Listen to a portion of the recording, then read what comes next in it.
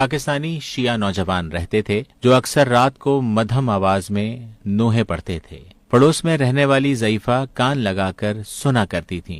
एक रोज उसने अपने पड़ोसी लड़कों के दरवाजे पर दस्तक दी और लड़कों से मुखातिब हुई कि आप जो पढ़ते हो कुछ ऊंची आवाज में पढ़ा करो, मैं सुनती हूँ तो मुझे सुकून मिलता है। आप ये नौजवान अक्सर बुलंद आवाज से नोहे पढ़ने लगे। इस तरह कई माह गुजर गए।